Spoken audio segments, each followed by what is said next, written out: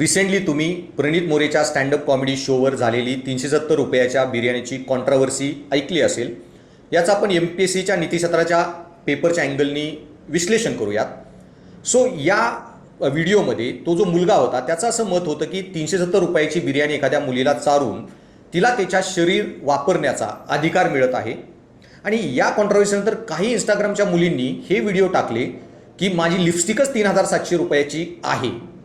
So त्या मुलींनाही या कॉन्ट्रावर्सीचा entire issues कळाला नाही. सो तुमचं म्हणणं काय आहे की 370ची बिर्याणी चारून कोणी माझं शरीर वापरू शकत नाही, पण 3700ची लिपस्टिक देणारा असेल तर तो वापरू शकतो.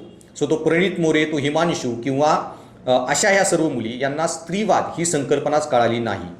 स्त्रीवाद संकल्पनेचा अर्थच हा होता की हजारो वर्ष महिलांची ओळख ही त्यांच्या शरीराशी जोडलेली होती आणि महिलांची ओळख ही त्यांच्या शरीराशी न जोडली जाता त्यांना स्वतःचं व्यक्तिमत्व, स्वतःच्या क्षमता यानुसार त्यांना ओळखलं जावं, त्यांचं जॉब, करिअर ओळखलं जावं आणि त्यांना स्वतःचं अस्तित्व, इंडिपेंडन्स असावं, स्वतःची चॉईसेस, हॉबीज असाव्यात.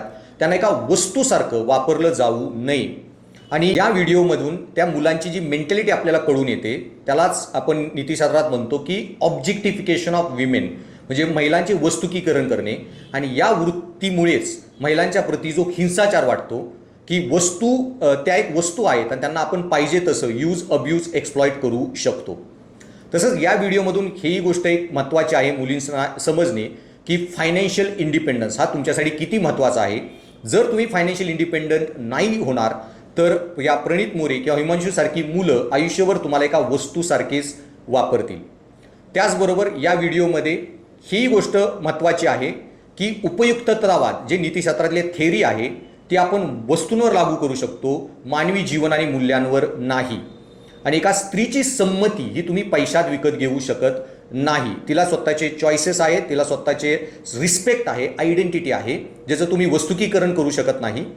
आणि या व्हिडिओमध्ये अजून एक मुद्दा आहे की या व्हिडिओनंतर त्या प्रणित मोरेला आपलं अकाउंट सस्पेंड करावं लागलं, हिमांशूला नोकरीवरून काढलं गेलं.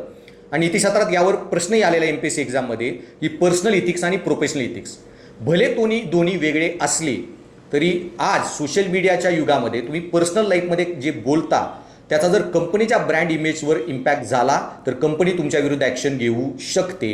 आणि त्याचबरोबर ज्या माणसाचं पर्सनल इथिक्स चांगल्या नाही आहेत तो माणूस कधीही प्रोफेशनल इथिक्सला स्ट्रॉंगली होल्ड ऑन करू शकत नाही, तो कधी चांगला नोकरदार होऊ शकत नाही. आणि या डिबेटमध्ये की जेंडर इश्यूचा हा प्रश्न नाही आहे, हा इंडिव्हिज्युअलची डिबेट आहे ज्याला जेंडर इश्यूचं स्वरूप देण्याची गरज नाही. तुम्हाला सगळीकडेच स्त्रीवादी पुरुषही भेटतील, स्त्रीवादी महिला भेटतील किंवा छद्म स्त्रीवादी पुरुष मिळतील किंवा छद्म स्त्रीवादी स्त्रियाही.